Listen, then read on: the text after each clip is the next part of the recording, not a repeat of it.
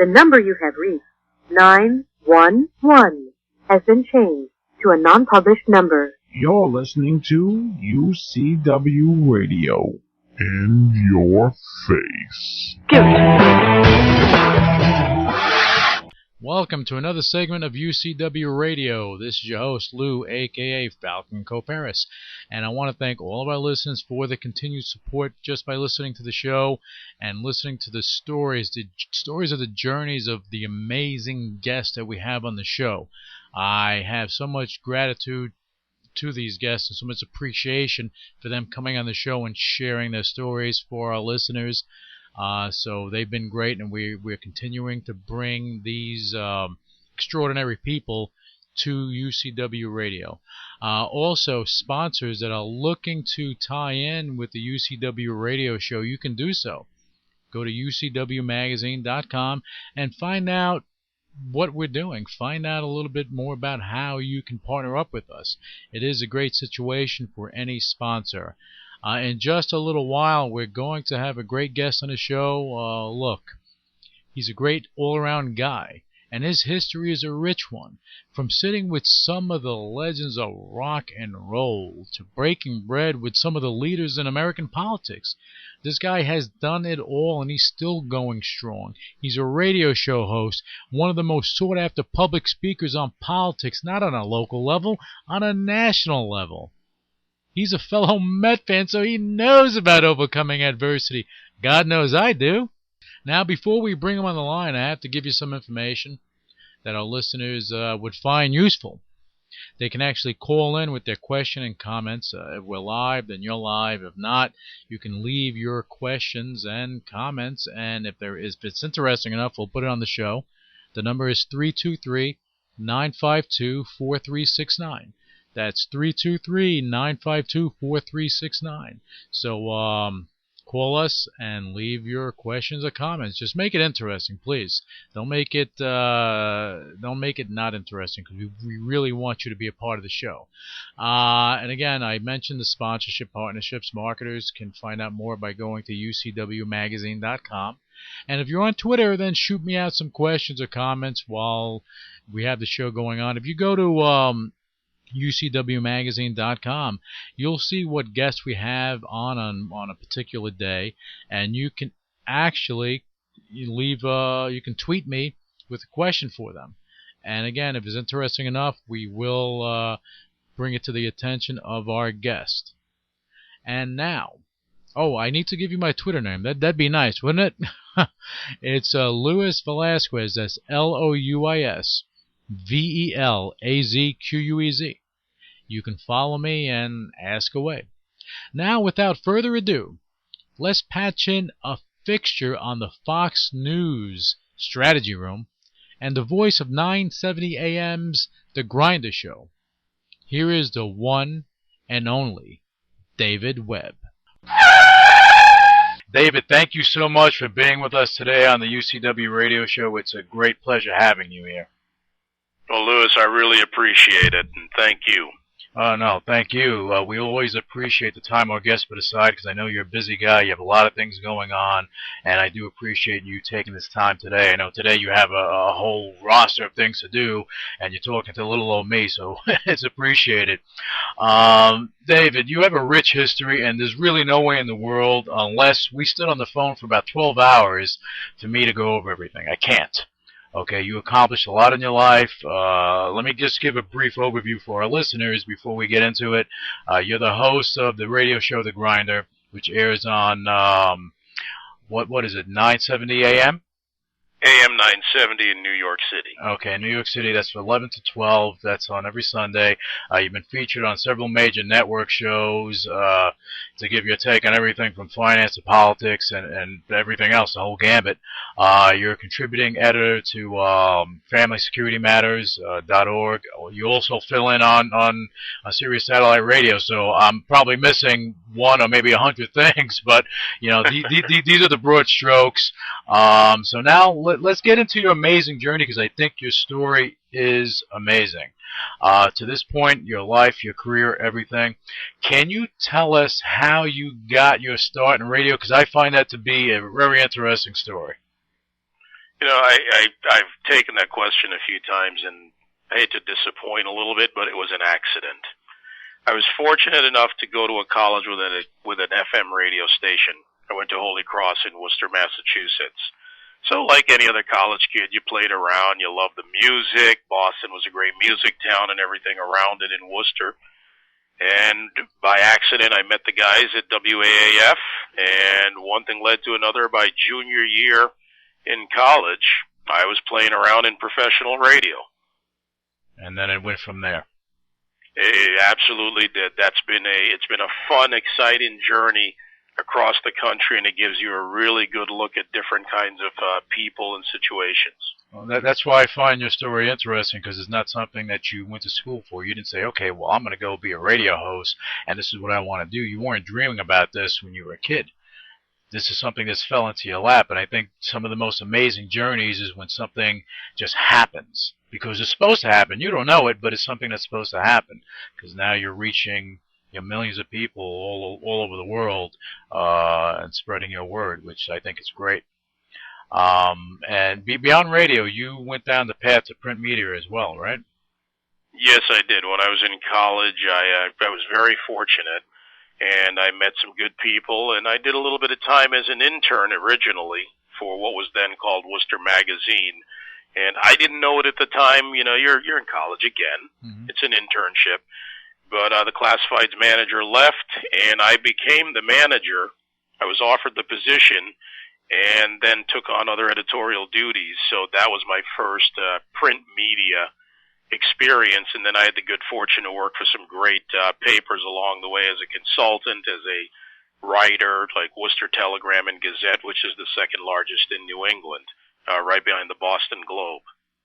That's really interesting. I like to go back to the radio for a second, because we were talking about earlier, me and you were the radio host for a rock station.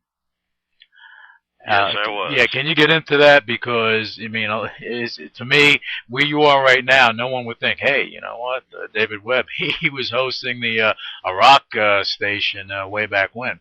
I find that intriguing. It was a lot of fun, and it comes down to music. I grew up around an entertainment group, people that I knew in both the music industry, the acting industry, good background from my family also. And I like all kinds of music. I mean, people used to look at what was in my car when I'd have the CDs in there, and there'd be everything from classical music with Mussorgsky to ELP to James Brown to Michael Jackson, whatever it was, or some of the other greats from the 80s like Pat Benatar and Madonna and Billy Squier. So I really enjoyed music, and I found I could go on and talk about it because I had another perspective that I knew a lot of the artists. Mm-hmm. And I knew the artists, I knew the crews. I was fortunate enough to work with a few of them, to tour with a few of them occasionally. And that really gave me just a different take than a guy that went on and said, hey, next coming up, and song A or B. I could kind of interject some real life into it. And that worked for the listener, and that's when I learned from a couple of guys who were a lot smarter than me and had been at it a little bit longer, that if that listener really wanted to bond with you and your story and listen in, that was the secret. And that is so true, because it's a lot better it's a lot easier for a listener to, I guess, connect with you if they know that you're real and you're not just plugging a new song or a video, whatever the case may be, that you're actually saying something that you know something about it that you lived. So it becomes a real life situation for them. Yeah, the bottom line, I think, for me, is whether it's talk radio, whether I'm doing a TV spot, whatever it is, people kind of know whether you're being real with them or not. There's that visceral reaction. It's that I trust you feeling, right, or I believe you. And don't get me wrong, I was in radio in the late 80s when it was, you talk about a time to be in radio. Mm-hmm. Record reps were taking care of you. Life was good. The industry sent, we got shipped to the Grammys to broadcast from there no matter what. We'd always go to the concerts. I probably went to 2-3 concerts a week just to show up with the remote unit and say, here we are with the listeners. And that was a great time. But the whole secret behind that was people felt like they could touch you, because in radio, you went out and saw them. You went out and, you shook hands, you had a beer, you met their people, you got to know people when their kids were born. They'd call the station, "Hey, man, what's going on? This is your number one fan here. Yeah, I love the show." Dude, my daughter was just born. And that's so cool. And then you talk to them, and then you play a song for them. Yep. And that's a very real feeling, because that's why radio touches people. And maybe I am getting a little bit personal here, but those are the kind of things you remember. Yeah, the artist interviews are great. There are a lot of great people to talk to. I love their stories. But it's when that guy calls me, as somebody did a couple of years ago, "I heard you love baseball, and this is your favorite team. I'm a Mets fan." He said, "Well, I got a collection of cards, and I got about these 5 or 6 cards I'd love to just give to you for playing a song for me."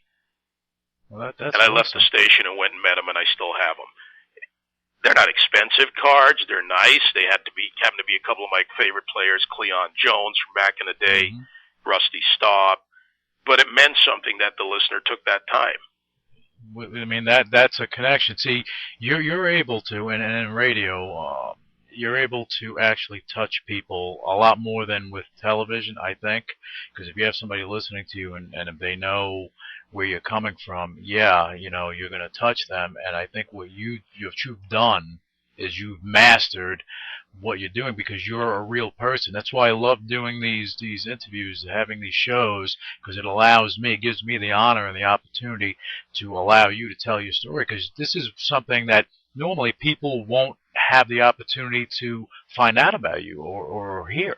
And I think that's amazing. And I'm a Met fan too, so we're both crying. So that's the way things go. It's been a couple of rough months. Yeah, it's like that was like 2000, 2003 all over again. So anyway, next topic. Yeah, we don't need to go there. This is supposed to be a little bit on the lighter side, right? No. Yeah, exactly. We're not looking to get into that, and it's football season, so there we go. Yeah, I do have one other point that I think is important, and this is a little bit of a personal story. Short version is I've had the good fortune to work in the top 10 markets. And, really work at some great radio stations. But it was a guy that wouldn't hire me that taught me something really important. Because, look, I got a little full of myself in the late 80s. I was on top. I could do, go out, a cop pulled you over a little. I said, "Oh, man, go on, get out of here." And then there was this guy, Roy Robertson, and he owned a few radio stations. And I went and interviewed with him after I left Z100 in New York. Mm-hmm. And he said, "David," he goes, "you're great, you'd win." He goes, "But I'm not going to hire you. And here's why." And Roy said, "The bottom line is you're a brain surgeon who can't take a pulse." I kind of looked at him. I didn't know what to think. I wasn't appalled, but I was kind of confused, maybe a little bemused. Right. And he said, you can win, you can get on the air, you've got great marketing skills, because I'd done that position also. He goes, "You can do all these things." He goes, "But you got to go back and learn the nuts and bolts from the board up, like you used to do in the day when the engineer would teach you. This is the board, these are the buttons." Mm-hmm. He goes, "Learn the business. You may have some ups and downs, but you'll last a lifetime in it." And that was some of the best advice I ever had. I love that. I love that, because it's just it takes you from being on a pedestal to coming back down to reality, and again, it makes you a real person. This is why people connect with you, David, because they know that you're real. You're not on Mount Olympus and looking down on everybody. You're right here with everyone else. I tell you, that goes away real fast after you get a couple of real stories from people, especially in talk radio. Mm-hmm. You find that, hold it, I need to listen to them. And that's another lesson for anybody who's going into radio and thinking about talk radio. There was a guy that syndicated me the first time who said, "I'm going to tell you what the first thing you need to do is listen." That was it. One word. Mm-hmm. Listen to the caller. Yeah, well, I can understand that a million zillion %, because if you're not listening, what are you doing? You're just being robotic.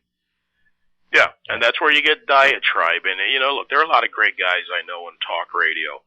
And my thing is, I believe in discourse, not diatribe. Mm-hmm. I've got my point of view. Mm-hmm. I've got some strong points of view.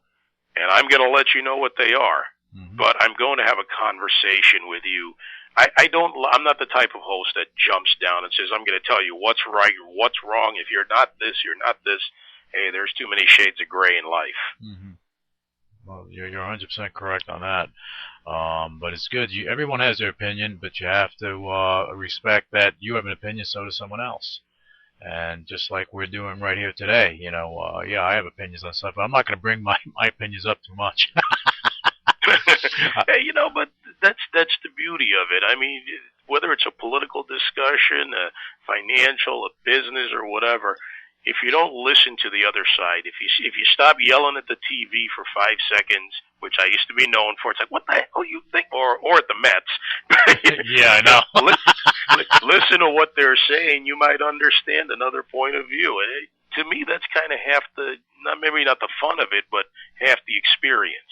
And that's true, because it is an experience. When you're on the phone with someone, or you have someone in your studio, you're conducting an interview, you have them on the show. Where's it going to go? You don't know. As long as you get your point across, and we had talked about that, as long as you get your point across, then you're doing your job. But you're also making it interesting listening, as opposed to being a robotic chop, chop, chop type of situation. And that's what people kind of gravitate to. And again, and I keep going back to you, but this is why you have such a vast audience, and you're considered the upper echelon in the radio world, which is fantastic. Well, I thank you for that compliment. I think you're the first guy ever to call me upper echelon. Well, I'm not going to be. I shouldn't be the first. Well, actually, if I am the first, then good for me. But I shouldn't be the last either, because you paid your dues. You went through the gamut. You did everything you needed to do, and you honed your skills, and that's why you are where you are. And I'm not going to minimize that. I'm not going to sit and say, well, David Webb, you did good, but no, there's no but. You are who you are. There's no reason for me to minimize it. So I put you on that pedestal. You don't have to do it. I do it. I know you're a humble guy. But David, I want to just step aside from radio for a second, because you have a lot of stuff going on with you, and I know you're also involved in some creative marketing. That's something that you do. Can you tell us a little bit more about that? Yeah, that really stems from, I hate to repeat the word, my need to create. Mm-hmm. A lot of the things I studied in college, you learn a lot in the books, but I started out building nightclubs, designing the interiors, the lighting systems, the video. Part of it was I started because it was a lot of fun, and when you're that young and somebody says, hey, come on in and help us build this, and you can throw a party every night, it's great. But that let loose some of my need to create things and come up with ideas. And part of what I was fortunate with was my parents gave me a really good business background. They taught me to pay attention to the business in life, treat your personal finance like a business and all of that. Mm-hmm. But they also said, expand and do what you want. And I like being creative. It's one of the things I do. So after I learned all the elements that needed to do it, and I took the classes, and I read the magazines, I went to seminars because I love to learn. Then I went out and I just kind of let my brain loose. Mm-hmm. And I started working with nightclubs.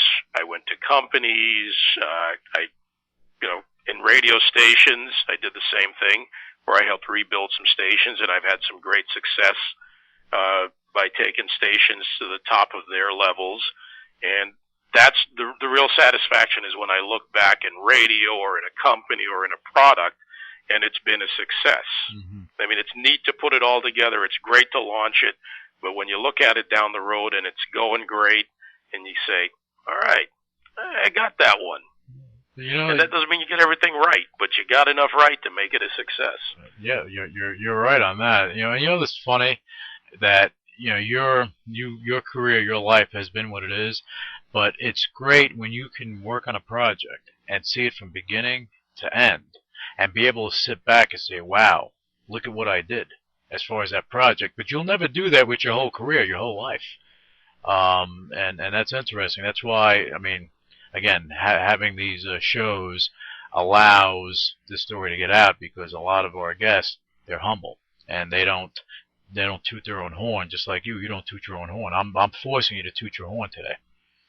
Because people ask me to write things, and I'm redoing my personal website right now, for instance.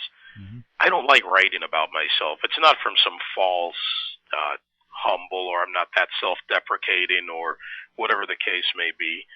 It's that it's telling my own story, and I'm not good at that. Mm-hmm. But I'm good at helping other people tell theirs, and that's probably the skill I've honed when it comes to this creative side or working for something or building something with a team. And you and I talked before we started the interview about the team concept. My current radio show, The Grinder, I have a great producer.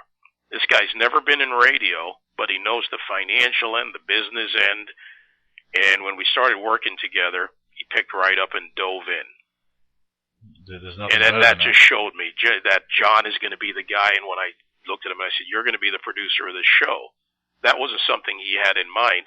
I saw in him what somebody, some point, saw in me and said, "Let me give you a few hints. Try this and see if you like it." Mm-hmm. You know, but that team, the people behind you, my business partners, my producer, no matter where it is or where I go or the things I do on Fox when I'm in the strategy room, for instance, which I love doing, mm-hmm. they've got a team. They know each other. And when you get to know them, you become part of their team. Right. It's a very comfortable way to live. And it's a great showing because there's no tension, there's no stress, the nervousness is kind of out of it, so you're actually having a great conversation, and that comes off on television, same way it does on radio, but more so on TV because now people are seeing you physically. Yeah, absolutely, and believe me, you do take it into the studio. You wake up that morning and, oh man, I didn't get this done, I didn't get to the gym, whatever it is. Or you have a fight with your girlfriend or your wife, and you take it into the studio, but then you learn the little tricks that become a part of the reality.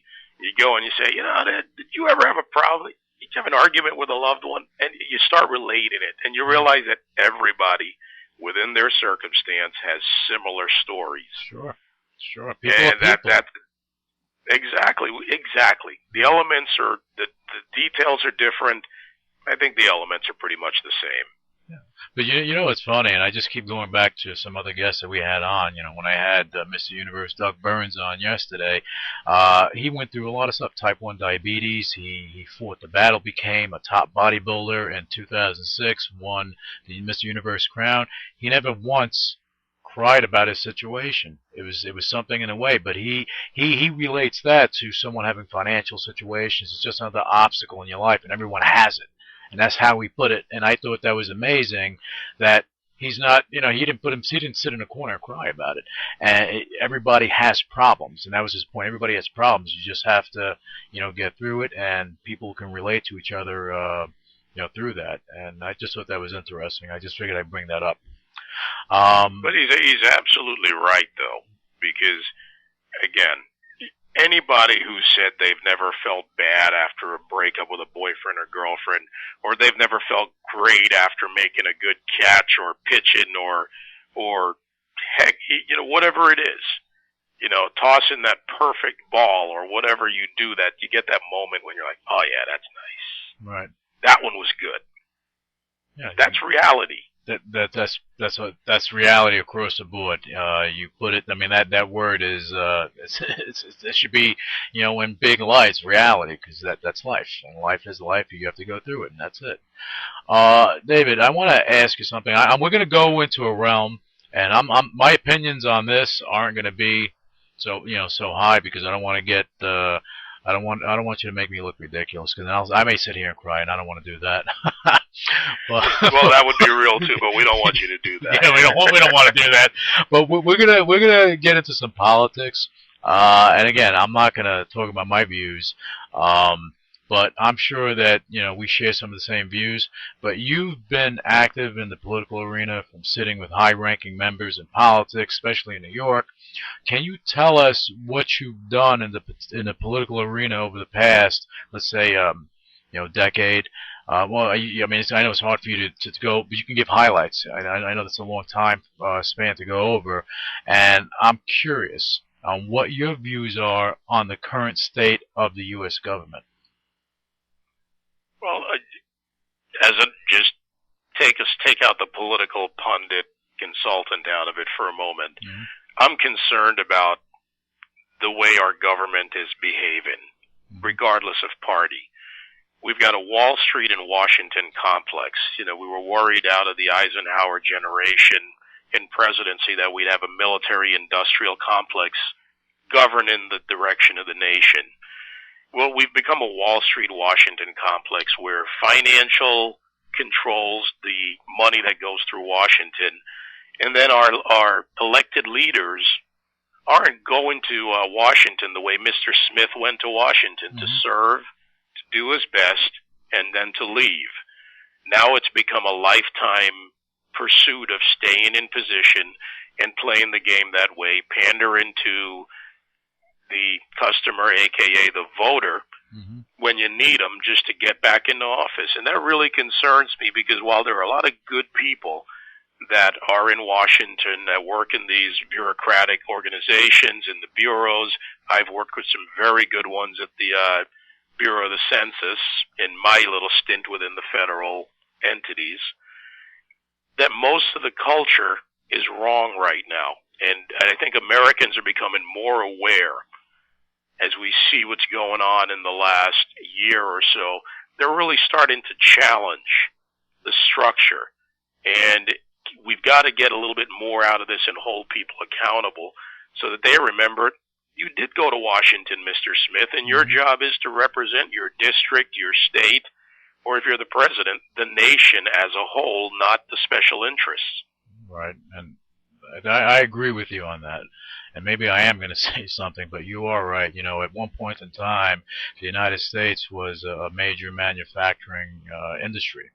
Okay, for lack of a better phrase, but we had our Industrial Revolution. We're building, creating jobs and building. We went from that to being a servicing country.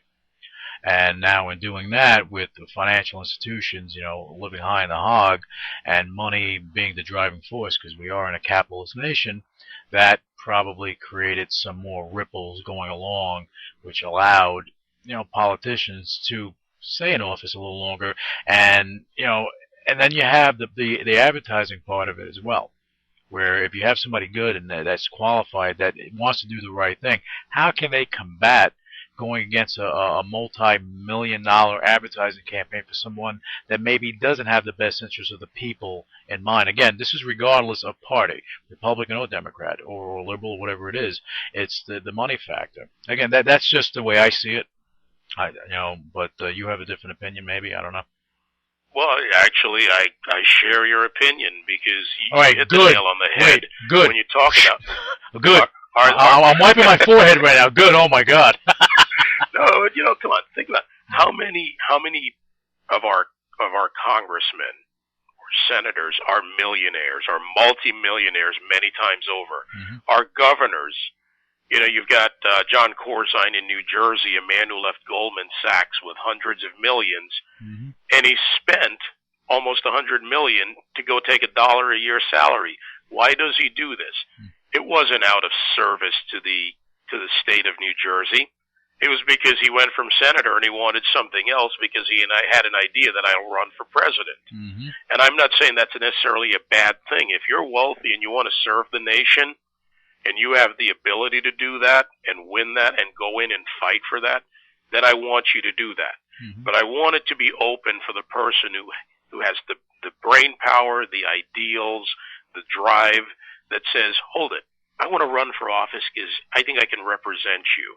And that's gone now, because the party's now treated like a marketing campaign, keyword that you used. Yes. In that, wow, this guy looks good, this lady looks good, and we can put them up there and put the right color tie in that blue or gray suit, that pinstripe or plain, and we can sell them. And you know what's funny is that, you know, every office, whether it be the Senate or the governor's office in any state, and especially the office of President of the United States, you know, even though you have people in place, it's still considered an institution, where you have someone in place, but it is just an institution. And people go in place, and that's why it changes over. And yeah, if you do, you know, paint everything up nice, you put a couple of coats of paint on someone and fix their hair and put them on there and have them say the right words, you know, people may follow it. And they may believe it, and you put enough money behind it, marketing-wise, yeah, they may get in office. But again, it doesn't mean that that's necessarily the best thing for the city, the state, or the whole United States. Right, and it's not good for the institution. I use the example of people that have been in Washington on both sides of the aisle for 30 years plus, when you've got Robert Byrd from West Virginia who can't stay awake, who doesn't even go to the floor, why is this man in office? Or you've got a Ted Stevens, just to be fair and, balanced, in Alaska, who was there for 36 plus years until he got in enough questionable trouble, even though he was, cleared on the charges. But the fact is, why was he there that long? So the institution and the institutionalization of the office becomes more important than doing the right thing. And rather, the institution loses its value. You're a senator. The Senate seat is the institution. Yep. The presidency is about the office. Right. I feel very strongly about that. But we now have a pop culture mentality with regards to not only this president, but to other presidents, where it's the politics of personality and the politics of personal destruction over the institution and the office of the president. The president of the United States, come on, that's something to aspire to. Sure. That's to go in that office and say, I was the president of the United States when you leave office, and I did my best. And you want to invoke But now change. it's how many... Yeah, now it's how much am I going to make off the book? Am I going to build the biggest library? Yes, we should have presidential libraries, but that shouldn't be the focus. That should be a reflection of what you did, not a fundraiser to move your agenda forward. If you go back in time, going way back, you look at Abraham Lincoln. That was a great president, and it wasn't about the log cabin. Yep. This guy. But those times, granted, were simpler, and the world was simpler. It was smaller because it was focused here. And I don't envy these guys by any means, and I don't want to detract from any of them, even with their flaws, and they have good sides, and they do good things. Ted Kennedy, who I disagree with on ideological lines, was also co-author and has his name on some really good things for the United States. Right. Where he came from, but where we ended up were with some good things. That's an example to me of a legislator. But I would not have kept Ted Kennedy in the Senate for 46 years. It came down to name recognition, and that's it. It doesn't mean that he didn't do some great things, because he did. And, I believe in term limits. I believe that a senator should have 2 terms, 12 years, and I believe that congressmen should have an equal amount of terms, 6 terms, and because we have a difference in when they go in and out of office, that's enough for continuance, because you don't go into D.C. and learn everything in 3 months. It takes time to build up. It takes time to build your staff. The staffers really are the experts in D.C. So you can do things for your district or your state. But I think after a time, we need to keep the cycle going. We need fresh blood in there. And I think that will keep our politicians more honest, rather than, can I go here and when I leave, it'll be feet first out the Senate door. Well, the lobbyists, it's not in their best interest for someone to come to the Senate or Congress and stay there for their set term and walk away, because for them it's a building process with them building a relationship with a particular person in office. So that's... Oh, no, absolutely. Yeah. They invest a lot of money.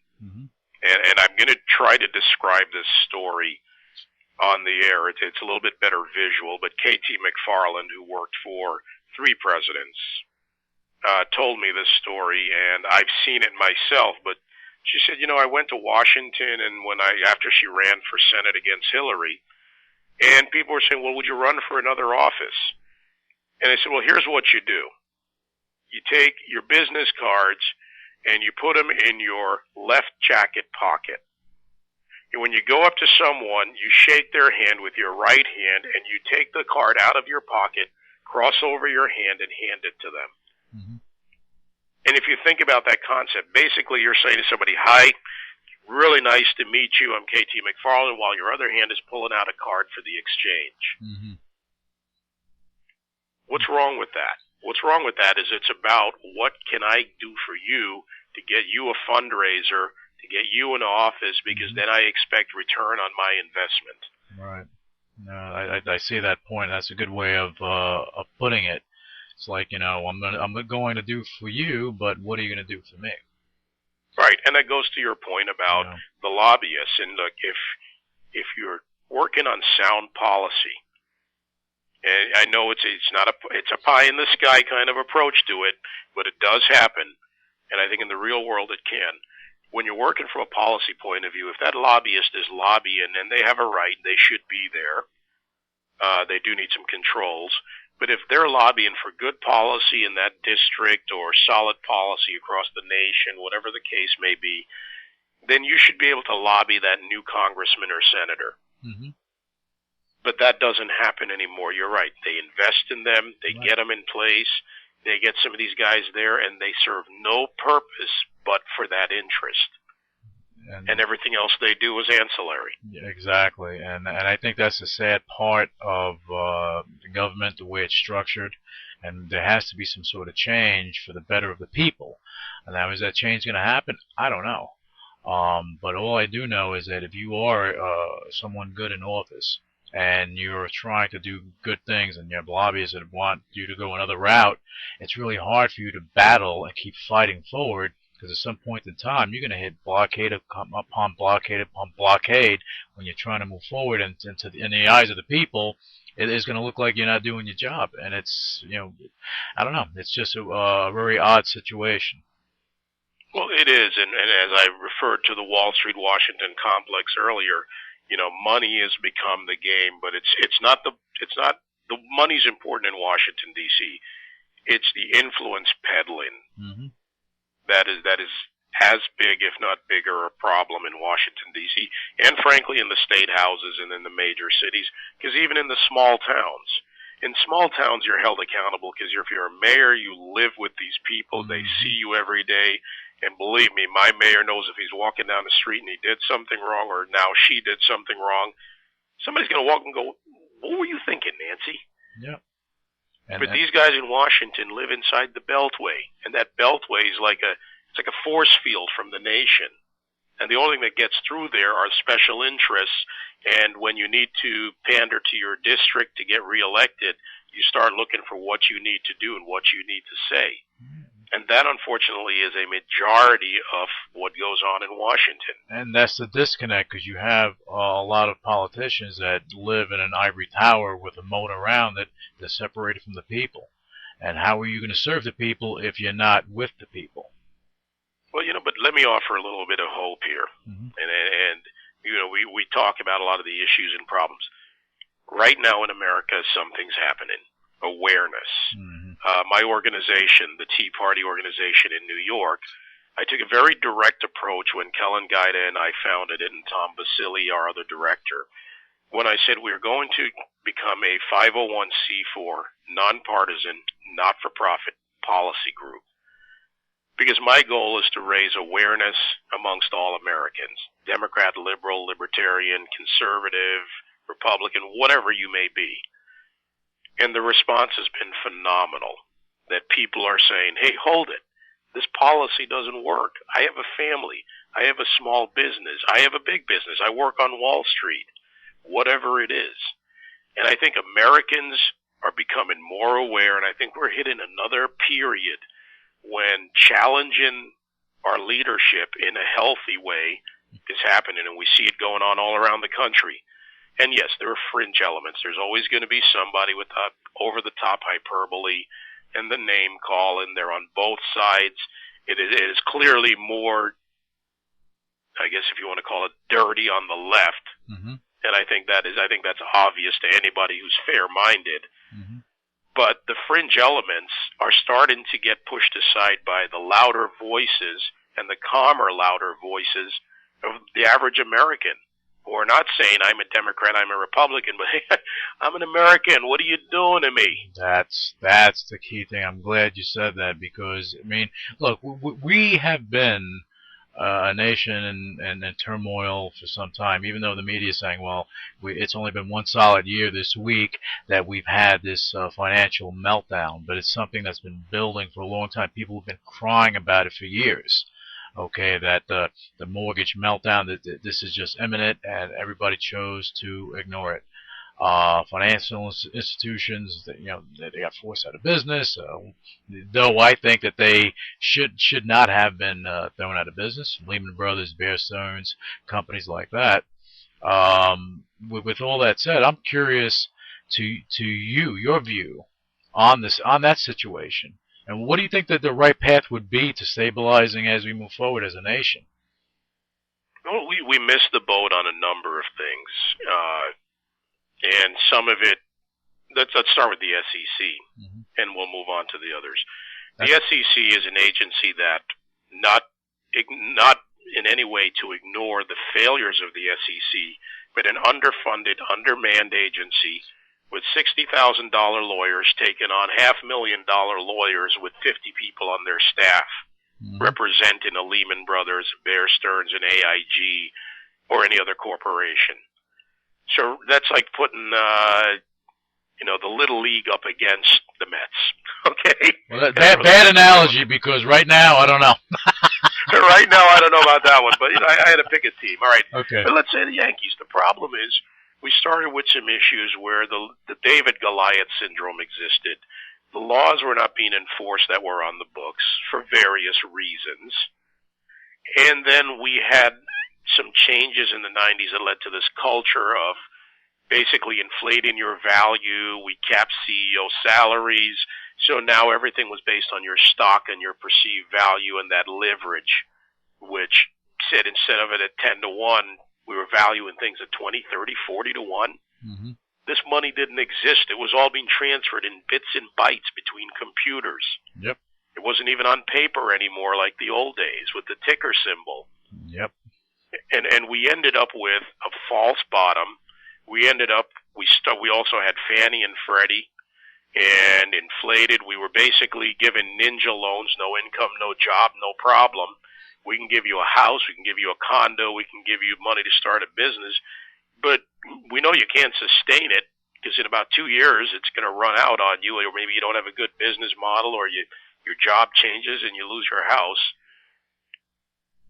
And we basically created a system that was going to burst. We were blowing this bubble up. And no one cared. I mean, no one cared about stopping it because money was being made in the process, from the mortgage brokers to the brokerage firms, which kept repackaging these mortgages and creating other packages and reselling them and so on and so forth. But at the end of the day, as you and I know, if you have one mortgage and it's repackaged 5 times within 5 different institutions, if that one mortgage defaults, so do all these other loans. So do all these other notes. They default as well, and that's what creates even a bigger problem.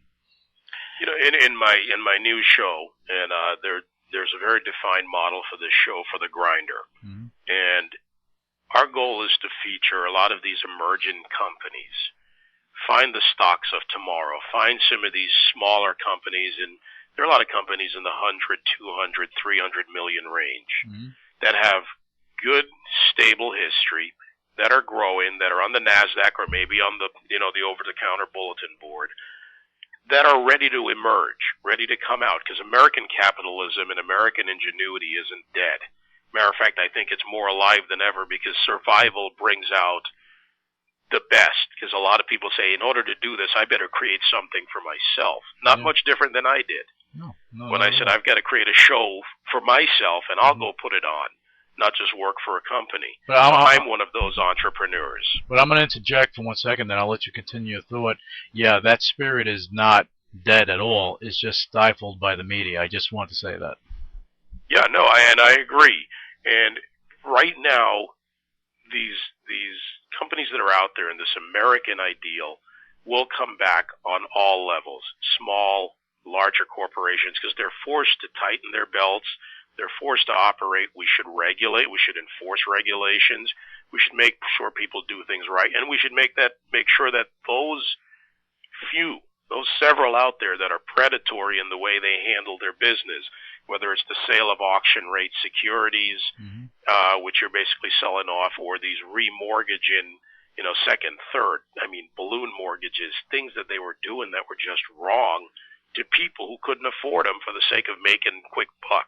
Yeah, and the scary thing is that no one in office could explain or understand what a particular note was based on.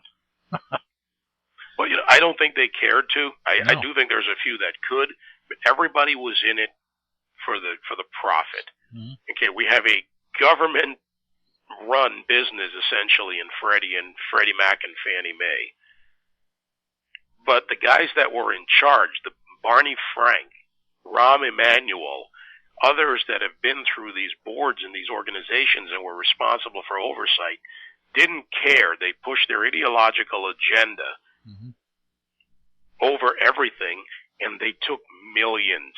And then they vilified Wall Street while they were doing the same thing. So Wall Street in Washington, again, back to that complex, they're thinking the same way. And who didn't benefit from this? Yeah. Well, if you didn't have the resources, and you shouldn't have been the person who bought that house because you couldn't afford it. You were in a field that did not have much of a future. You were in a job that wasn't going to grow to meet that balloon payment. Did they really do you a service?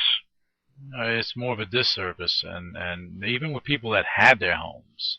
You had some people that had their homes, probably their mortgage was down, and they were mesmerized by the fact that, I can refinance and restructure the mortgage and get a new mortgage, get money in my pocket, I can put on an extension and do all this other stuff.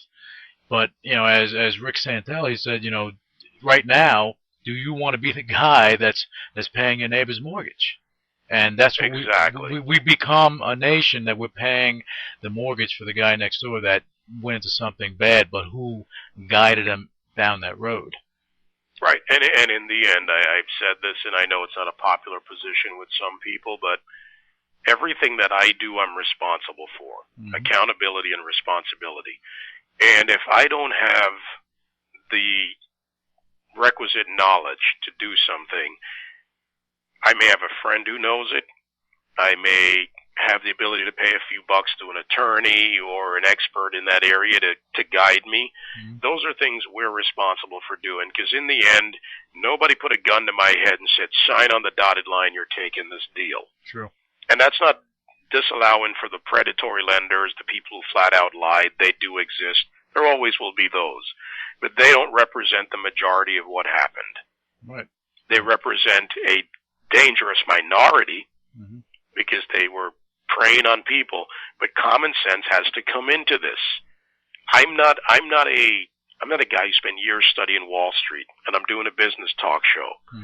But I'm a guy who, like many Americans, paid attention, learned the basics, and then interjected that key thing, common sense. When I look at companies and I look at their product, anybody can go on the web, pull up their financials, see how their stock's been doing. If they're public, you can Google, see how they've been. If they're private, just look at them and go, if something doesn't make sense, I need to look further. If WAMU grows to become the nation's largest private mortgage broker in a couple of years, and then one day you read in the Dallas Morning News like I did that, wow, they just sold off the mortgage division. Okay, I'm not going to get involved with WAMU at this point. This is going to go bad. Yeah. Because if they're dumping it, something's wrong. Well, this was 2001. That is a key thing, because people have to do their due diligence. They have to research companies. They have to make sure that this is a sound investment. But now they watch TV, they get the tips, everything else. Oh, we're in it, and they're trying to be day traders. Day trading is not for everybody. That's a unique and specialized segment of the financial industry, and you just can't step up and do that because you can wind up broke. But you have to look at the signs, as you just said. You have to read. Do your research, do your homework, and go out there and find out what's happening here, there, this, that. Look at the Qs, look at the Ks, look at the information, because that's the only thing that's going to get you, that's going to protect you anyway. That's how I see it. No, you're absolutely right. And again, common sense. I interviewed a company this past week. They're a NASDAQ company. I had them on the grinder, and I talked to the CEO. And the first thing, and one of the things I brought up to her, I looked at his product. He's got a good track record, a couple years on the NASDAQ. And I looked at his product, and then I started talking to him about the common sense behind his product. And that's been the secret to our success. We have something that people want, that they will use, that can continue continue to expand. And is it the newest laptop? Is it the fastest car? Is it whatever? Is it some great technological move? No, it's the cover for your electronics. And with 1.7 plus billion phones in the U.S. alone sold, exchanged, or whatever every year or in the last year, people are going to buy these things. Sure. This guy's not trying to fly to the moon. He built something out of something very basic that everyday guys need. Everyday women, too, so I don't want to be sexist here. Somebody will call you on that. Yeah, we don't want any of that stuff. But it goes back to the person that created the widget or the paperclip. So a basic necessity that someone said, okay, wow, this makes sense. And can it reach the masses? Is it going to be a help to business or society as a whole, or this country? Is it going to be beneficial? And is it simple enough that people can understand? And that company, and you can mention the company. That's no problem. You plugging it. Well, it was Zag Industries. Yeah, and look, I'm getting some of these. I'm lucky he's sending me some of these. They have a shield that covers your cell phone, your laptop, your PSP, your Xbox, whatever has a screen and is electronic. Very simple thing. Come on, how many of us drop, put down, get something on the phone or whatever? Again, something everybody can use. And Zag is a good company. That's simple because they've shown that they could make something you can use, and they're going to keep making it well, and they can expand. Now, that didn't require me going on a website and tracking their stock. I went, this makes sense to me. And so common sense should always be your first starting point, in my opinion. Well, I hope that a lot of our listeners are hearing you, because it is common sense to look at what they're making. If you have a company and you don't understand what they're doing, and you're not willing to do the research, well, chances are you really shouldn't be in the stock. Yeah. Look around your house, look around your office, look what's there. There's a company that makes everything that exists around you is made by somebody, including the building you're in. The paint on the wall. Just use your everyday common sense, your God-given common sense. Right. I don't care if it's beer, liquor, wine, it can be clothing, it can be whatever. If you understand it, then you can relate to the company. If you can't relate to the company, if you don't know what an iPod is, you don't know what the Microsoft Windows is, you shouldn't be buying the stock, because you think that, okay, it's a good company, I'm going to buy into it, but understand what you're getting involved with on a big level, on a small level as well, and I'm glad you brought that point up. If you want to give the symbol for that stock, you're more than welcome to do so. It's I'll give the name of the product is the Invisible Shield, and the company is Zag, ZAGG, and that's also their symbol on the Nasdaq. They're traded on the Nasdaq, and again, by the way, there's something that was developed in military and has become a consumer product. Another great area about America is that so many things come out of military development and then go to the consumer sector. The Invisible Shield was developed for the leading edge of helicopter blades to protect them. That's interesting. And now that same technology can protect your BlackBerry. I like to call it my Crackberry. You tell me about it. Yeah, I tell people my favorite feature of this phone is the auto off, auto on weekdays and weekends. There you go. Because if you're not with me after that time, or if you know me well enough, you can call my house phone. But that phone's going off. That's it, man. Yeah, because it'll keep going off and keep going on and on and on. It'll keep ringing and everything. And it's good that you brought that point up about military, inventions or craftsmanship going into modern day life. One example, and I'll point this out so people can relate to it a little better, is the Hummer. That's something that was made for the military, the body and everything else, and it became one of the vehicles you see on the street every day. Even though they sold off the company, still it's something that came into our lives and became a household name. Well, and then look at the grandfather for the Hummer, the Jeep. Yep. Again, developed for military for the U.S. Army. Yep. And things that come out. America exported something to the world. There were industrial revolutions in Europe and in other parts of the world. But our industrial revolution, our manufacturing principles, that Henry Ford developed with mass manufacturing, with the line, the assembly and line. all the other things we did and perfected that we exported in terms of ingenuity and creativity. We created clean coal technology. It irritates the heck out of me, I'll use that because I'll be nice, that we don't use it here, but other countries do. Because they're as we spoke about earlier, politics. That would kill something in a heartbeat. Yeah, the president said, what I'm going to do with my environmental, President Obama I'm referring to, during the campaign, what I'm going to do with certain policies will literally kill the coal industry. And I've watched this happen in Pennsylvania and in other areas where it's taken a beating. You can drive in Pennsylvania, and there's probably somebody listening right now who will see a billboard on 76 or one of the highways that says clean coal, let's use it, or something like that. Right. It's an American invention. Well, I mean, do you think, just your opinion on this, do you think that the job that President Obama is doing to date, do you think that he's even though he came in at a rough time, and the pressure from the beginning, was on him because they wanted him to have a quick fix for everything, like he was the guy that was going to come in and in a week fix everything. Do you think that he is doing the best job he can do with the situation that was thrown in his lap? I think I'd actually almost have to split that into two. I think he's doing, and I don't mean this, again, I respect the president's office. I didn't support him. I think he's the wrong man in there. I think he's doing the best he can do, but I think the best refers to the lack of requisite experience that the President of the United States needs to have, not party, the requisite experience. And when he surrounded himself with a team of people that really aren't Washington ready, capable. David Axelrod may run a great campaign, but in Washington, that gets kind of diminished by the old pros and the people that have been there for a long time. And I think what we have in Washington is we had a new team come in that doesn't quite know how to work with the old team.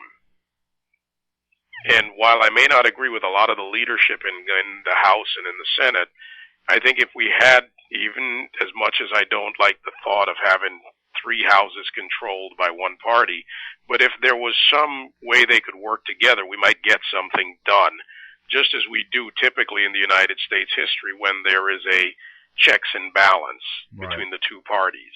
Right. And I think the failures of the administration have been kind of reflexive of a president who authored 2 books before he authored any legislation. That's interesting. That is an interesting way of looking at things. I'll let you continue that thought because I really am interested in hearing everything that you have to say about that topic. Well, again, this is not a personal thing. I'm a policy person. I have my points of view. But the success of the United States is more important. As you said earlier, the institution, the offices are important. Well, the institution is the United States. And a fundamental ideological shift in Washington, D.C. that's antithetical to the U.S. free market democratic system is dangerous. We have union paybacks. The SEIU and the union spent $400 million to put the president in office. They want payback, and we're seeing it. Cash for clunkers was a payback to drive sales and get a bunch of cars off the road, because that affects the aftermarket part of the program. There are a lot of things that are being done. Card check, which they're trying to push through, the so-called Employee Free Choice Act, is to grow the union membership, which is roughly at 7% of the population right now. And according to recent polls, at its lowest approval ever since, I believe, 1936, when the unions were, approved and loved by 70+% of the people, and now 48% of the people in the nation say, okay, we're okay with unions. 52 say no way. So we're getting a lot of ideological payback. We have people who believe that government is the answer. I'm more of a Reaganite. If somebody says I'm from the government and I'm here to help, I'm in trouble. Yeah. Well, because go ahead. No, go ahead. I'm sorry. No. I was just going to interject that about the unions, that a lot of people right now. I'm looking at the unions. I think that they were created for a reason. I think something was lost in translation through the Hoffa years and all that stuff. But in my opinion, General Motors, Ford, all these Ford is surviving, but with Chrysler, all these automotive companies in the United States, they were crippled by the unions. Yeah, they were. And look, don't get me wrong. There were the unions, you're right, were created. They did it, when there was child labor, just really bad practices. And there's still a lot of good use for unions. No doubt. Representing the average Joe, the workers, the manufacturers. Unions have a very good place, but the leadership of the unions became more interested in power and collecting and creating legacy costs that they couldn't support once the membership went down. And once some other things like funding issues were being checked and money was being followed, suddenly the leadership found themselves in trouble. So they went back and they had onerous contracts with GM and with other companies. And now we've got a complex of unions getting paid back by the government because they help put them there.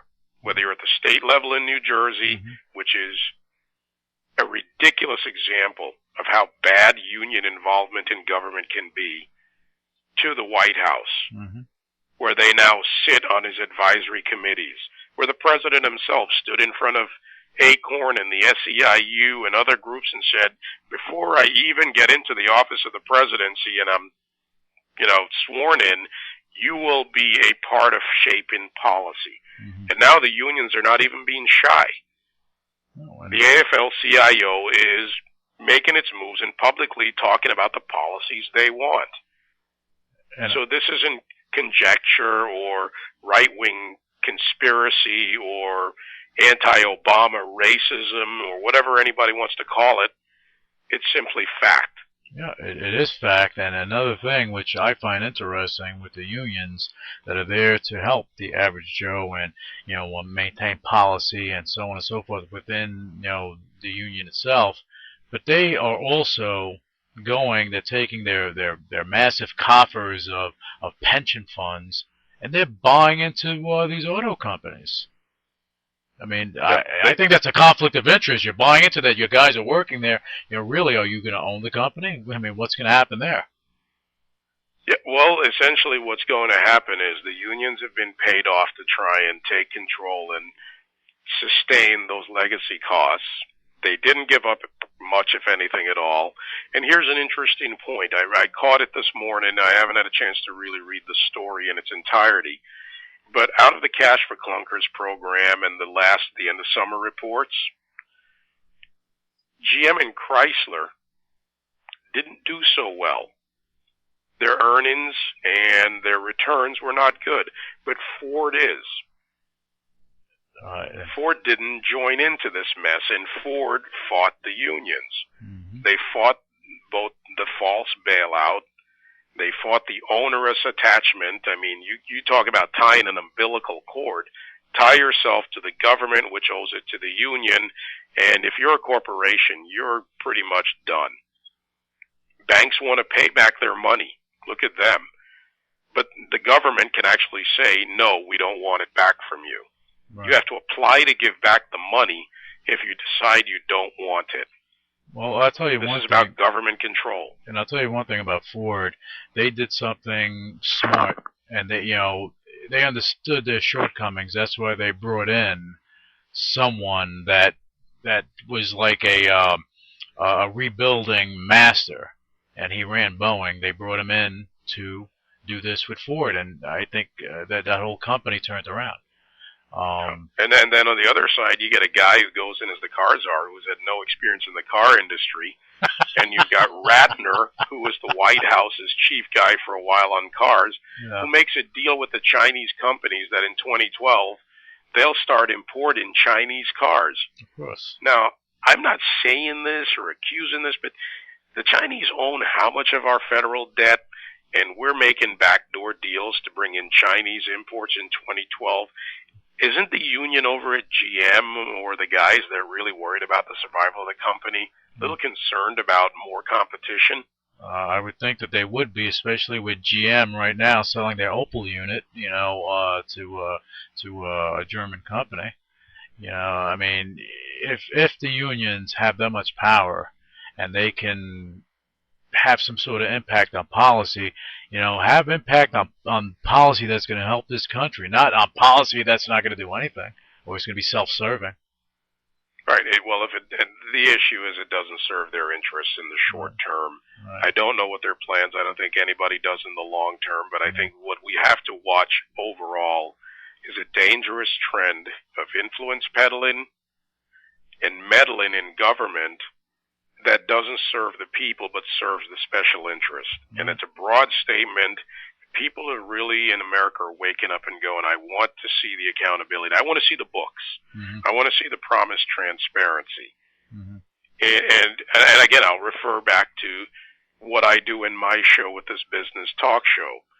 A little bit different than politics where you still delve into the facts because facts matter. On the business talk end, it's the same principle. In other words, what are the facts behind your company? What is your approach as you do this? Because that's what people want to hear. They're opening up their checkbooks and balancing them. You've got to do the same thing in your company. Without a doubt, that needs to happen. And I need to let our listeners know that if you don't hear from David or I tomorrow, you know that the union's got to us. I'm joking. I'm joking. The communications workers union's probably listening in New Jersey to this phone call. And look, we could go on. Yeah, well, we can talk about this all obviously, day. Almost ad nauseum on this. All I ask of everybody listening is don't take my word for it, and Louis, for you, don't even take your word for it. Take your own common sense. Take your own read. Go to the library. Get a newspaper. Go online. Look at it and go, scratch your head and go, is this right? And if it doesn't seem right, spend a little time and educate yourself. Because I can sit here and talk about it, but we all have to live with the results.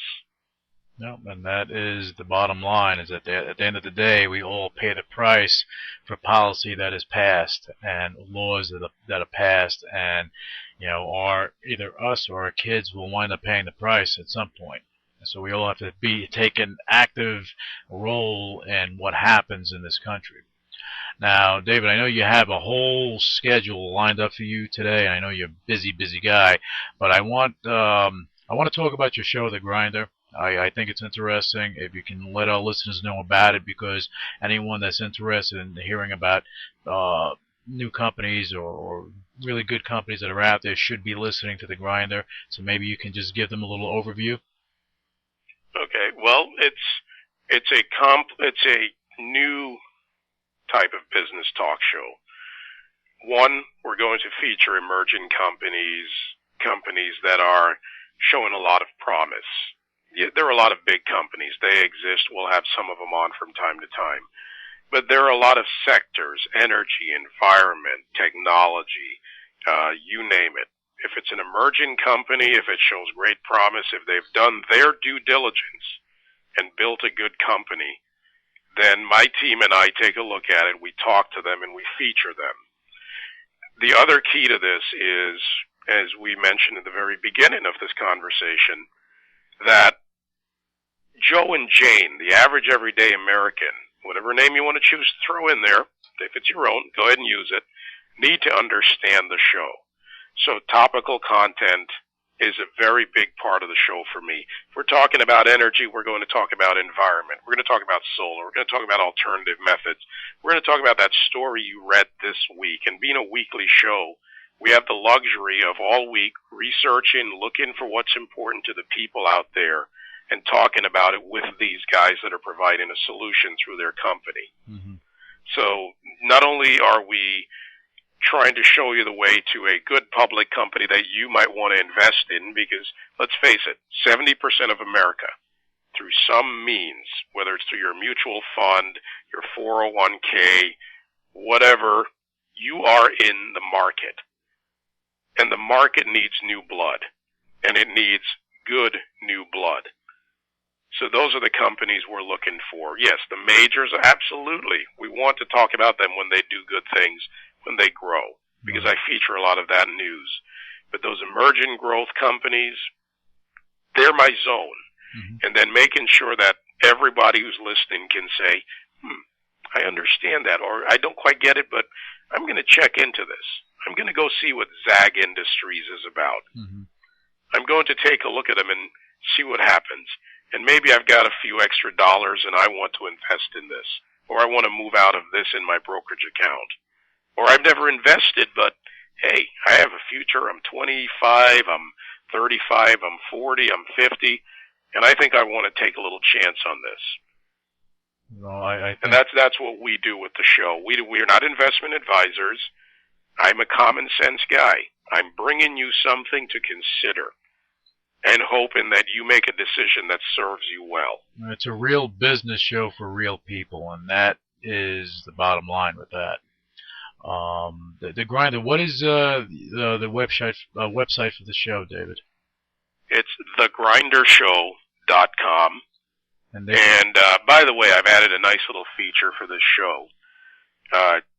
Again, my creative side, and I took this a little bit from the Fox News strategy room, so thanks to Mike Straka for constantly giving me good ideas.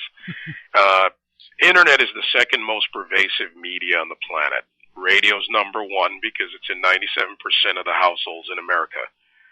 But my show is streamed in live audio and video, and then it's on demand. You can go back, and as the show goes down the road, you can watch any show at any time on my website. So just go to thegrindershow.com. If, for instance, you want to learn about Zag, go there. I'm putting up that audio today. So you'll be able to see and hear the show, and that way we're able to reach out beyond the New York market, which is already the biggest market in the country. But Americans are everywhere, and people around the world may want to know about this. No, without a doubt, and thegrindershow.com is where you need to, where listeners should go to find out about these emerging companies, hear what David Webb has to say, because he has a lot of things to say, and real things, not just technical analysis of this company or that company or whatever the case may be, because we can sit here all day and tear apart a balance sheet, but what our listeners really should understand is that when David's talking about a company, he is bringing common sense into the picture and not so much of the technical part of it, which is a good thing because, again, a real business show for real people, and I think that's fantastic. Now, well, thank you. It's a work in progress. I've got a great team. So we're going to keep going. No, well, I think you have a big future with that show, and us, we at UCW, the UCW radio show, will do what we can to spread that word because I think that people should be listening to a real real business show for real people because you can listen to CNBC, look at Bloomberg, or listen to Bloomberg on the radio, watch it on TV, and yeah, you hear all this stuff, but are you really getting the perspective from someone that is just like you?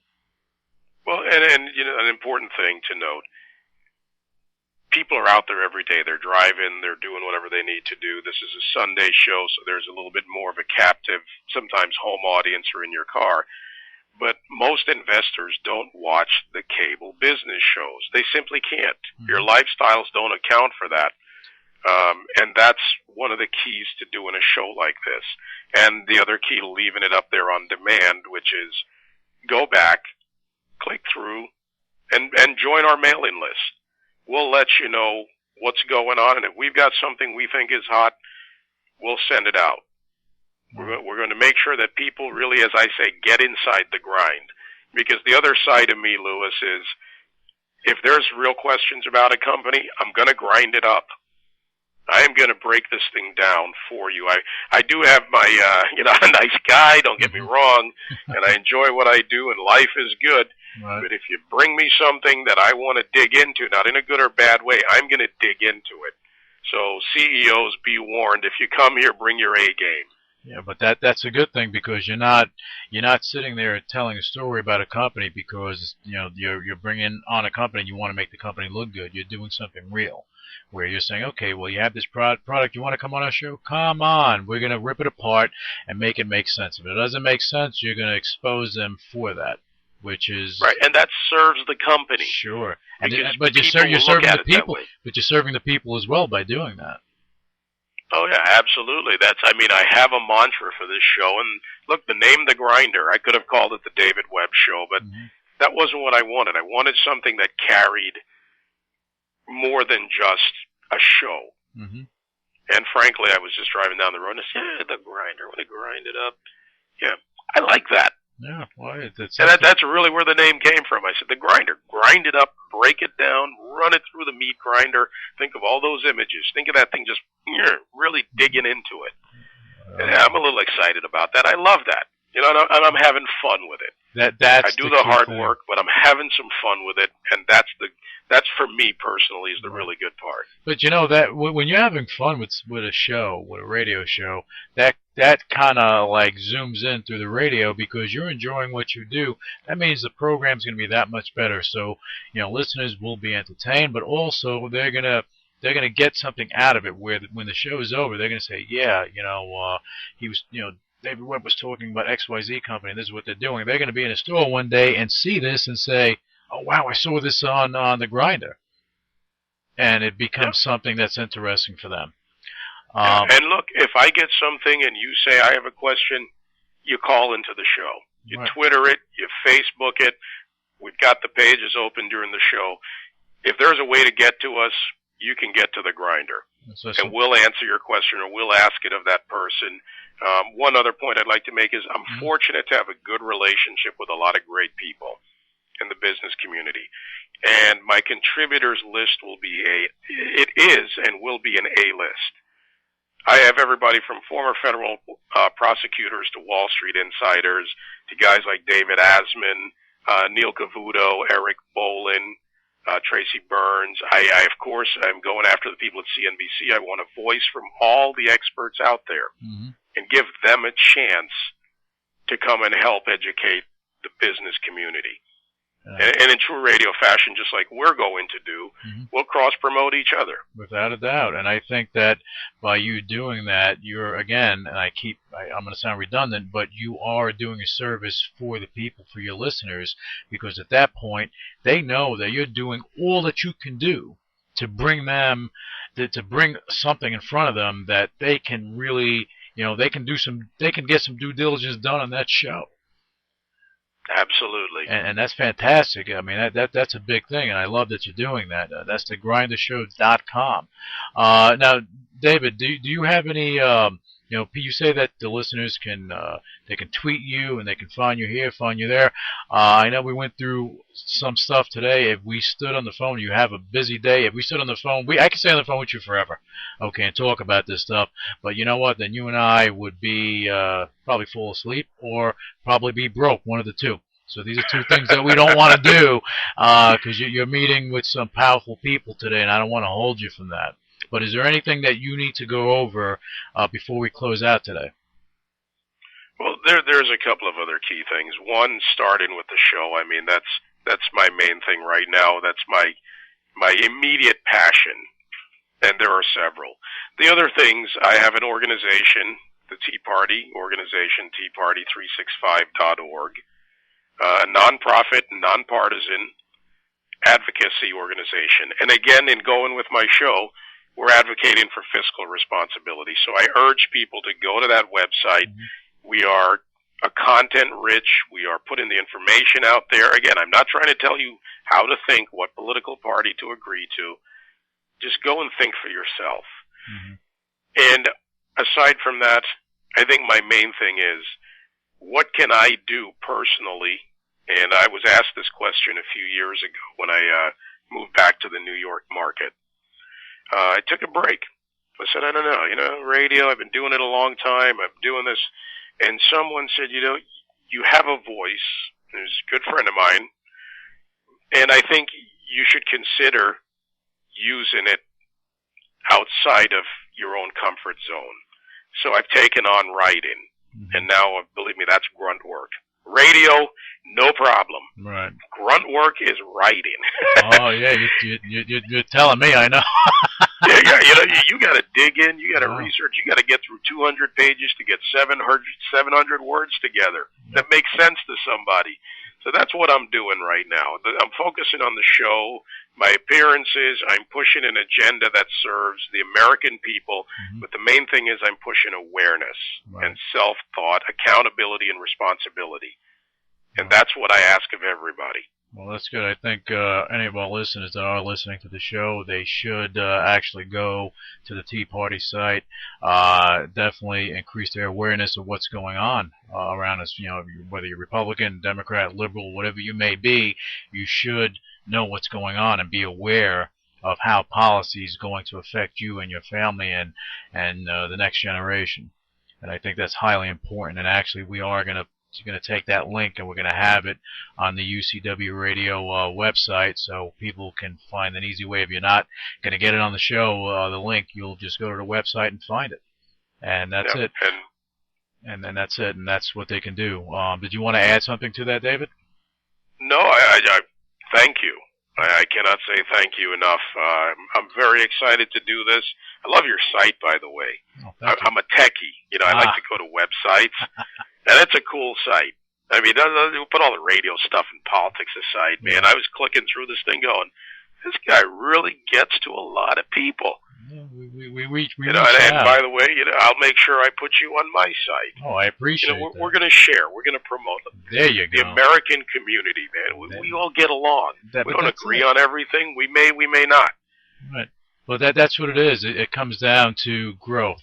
And again, the Grinder Show, I think that you have a vast future with that. And more importantly, your reach, I know, is going to increase, and you're going to get syndicated, and people are going to want to hear you, coast to coast, but beyond that, continent to continent, because you have people overseas, whether they're in Europe or whether they're in Asia, whether they're in the Middle East, that are interested in what people are saying here. And you're one of those voices that I know that they want to hear, because you're not bringing something to the table that is biased. It's right. And look, we're a global community. We're a global economic community. We're a global business community. We're even a global political body to an extent, because we have to interact with each other. Right. So, the old no man is an island, no country stands alone anymore. Yep. We certainly, I believe in American sovereignty, American excellence, and all those things. But I recognize, like many people do, that we're part of the world community. And believe it or not, for all the bad news that a lot of people try to spit about America, and we're bad and we're this, let me tell you something. We're the best. I am a proud American. My family's been here in one branch since 1600s. And I look at that history now in my middle years, we'll call it that, and I say, boy, you know what? We've been here, but there's continuity, and America is the greatest, most successful experiment on the face of the planet, in the history of the planet. And we should be proud of that. Americans should stand up. You don't have to beat your chest and salute the flag every morning. Kind of walk around and go, you know what? I got it pretty good. There's a lot of great places in the world. I've been to many of them. But I'm living in what I consider the overall, I'm in the cream right here. Well, something for people that live here, that are born and bred in America, that really have so much negativity to say about this country, beyond politics, but they have negativity to say about the country and how we are as a people. They should go get on a plane, go somewhere else. Go somewhere else where you have poverty. Watch how people live and see that you're blessed to be here, because there's nowhere on the planet that you can actually go and achieve what you can achieve here in America. And I'm a strong believer in that, because without that, David, you wouldn't be on the radio. I wouldn't be doing what I'm doing, and the opportunities would not be there for us. And I know that wholeheartedly. Well, I would like to add one thing to this, and it's been my mantra for a number of years now, that the real American dream is opportunity. it was kind of redefined in the 90s as getting a house, the yard, the picket fence, and all those things. But the real American dream is opportunity. Whether you want to be a radio host, whether you want to build a great organization like UCW, whether you want to drive a truck, be a Wall Street trader, be a nurse, a doctor, or a teacher, in America, nothing's ever perfect, but you have the opportunity. Somewhere there's some help that may get you to that goal. And that's why we're successful, because Americans have opportunity. I agree. And that, on that note, I'm not going to even add anything to that, because you said it all. And David, I have to say, it was an awesome, great pleasure. You're an amazing guy. It was great to have you here. And I know that your future is not only radio and television, but in life. Your life will get brighter and brighter because it's the things that you're doing and what you're bringing to the table. And you're not even close to being done yet. I know that. And again, we can go through we could have went through your whole life on this show, but it would be Friday. And we can't do that because we have things to do. Yeah, real life exists outside that door I'm about to open. Yeah, exactly. But if it's okay with you, we'd like to have you back on the show, and down the road, get an update with what's going on, talk about things that are going to be changing in Washington, we hope, when Congress starts figuring things out, and when the president starts figuring things out, because his health care policy situation is a nightmare, and I'm going to want your input on that, and I think that it would be fantastic to have you on if that's okay with you. That's absolutely okay, and I'm going to return the invitation. I'd like to have you on the grinder. Ooh. Sometime in the near future. Let's talk and figure out a time and get together, because what you're doing here is also presenting something important to the people. Mm-hmm. I look at the people you have, and they're telling their stories, and they're talking about their careers. It's this mosaic that needs to be told. So I want to do my part too. We'll do a little cross promote. We'll have a little radio fun. We'll chat for a while. Most definitely. You'll eat me up. Forget about it. I'll try to hold my own. I'll try. We'll sit there. We'll have a few laughs. We'll talk a little business. No doubt. What you're doing is also another business sector. Yeah.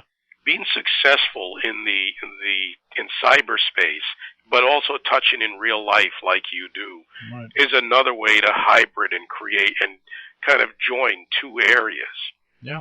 And that's important. You know what's funny is that whenever I'm speaking to a guest, and I'll just touch on this really quickly, then we'll close out.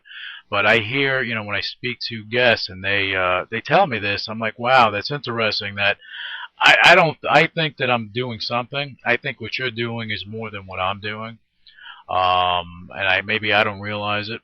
Even the girl that I'm with, she tells me the same thing, and for me, it's like, I'm just doing what I do. For some reason, I feel this is the right thing to do. That's why I'm doing it. But if it's serving a purpose and is actually going and helping people to see that people are people, they go through their things in life, and then they achieve great things because they want it. They don't let the obstacles block them. Just like you went through stuff during your career, during your life, but you are where you are. And that's why you can't let somebody stop you. And look, we all have down moments. Everybody's been fired. Everybody's been through something that wasn't so good. Mm-hmm. But it's what you do after that. I agree. So wake up the next morning. I had pretty good parents. So get up, go do it. That's it. Or I'll use a short story and let you close. Dr. Polini, my doctor many years ago when I was in college, bad breakup with the girlfriend, came home to visit, time for my checkup. He says, you look down. He says, yeah, we had this, and I broke. He goes, hey, David, and he did it with the Italian accent. Mm-hmm. He said, you and Johnny Galati and the guys, he goes, you go out, I want you to get drunk, and I want you to wake up tomorrow and go get another girlfriend. Stop crying. And Dr. Polini, man, God rest your soul up there where you are, buddy. You were right. I got off my butt. Yeah. And sometimes you have to do that and just shake it off and go forward, and don't sit there in a state of depression, because that will kill you quicker than a bullet. Yep, and it's a slow, painful death. Oh, yeah. No, you don't want any of that. Any of our listeners, you're in situations like that, guess what? hit the road and hit the bricks and just be happy in your life, because life is beautiful. Life is a gift that is meant to be opened and not to sit there in the bottom of a closet with clothes on top of it. You have to live your life, and if it's not going to be, you're not going to live it to the fullest with the person you're with, then guess what? And again, maybe I'm cold for saying this, but find somebody else that you can share your life with and be happy. Yeah. Live it in vignettes, but live it in totality. It's a great life. There you go. There you go. David, thank you once again, and we look forward to having you on the show again. And our listeners can find out more about David Webb by going to two sites. TheGrinderShow.com, that's his new venture that's going on, and also David Webb Online, that's Webb with 2 B's, online.com. Find out more about this guy. He's fantastic. Honestly, it was an honor having him on here. And when you listen to the show online, you can watch the footage, you can see it live, on demand, so on and so forth, and find out more about what he's talking about. It's a great show. You can catch him every Sunday between 11 and 12 on 970 AM, The Apple in New York City. If you're not in New York, then go to your website. Go to thegrindershow.com and catch the show there. It's a great show. You don't want to miss it. Initiating shutdown sequence. What is your major malfunction? So let it be written. So let it be done. Ladies and gentlemen, my mother thanks you, my father thanks you, my sister thanks you, and I thank you.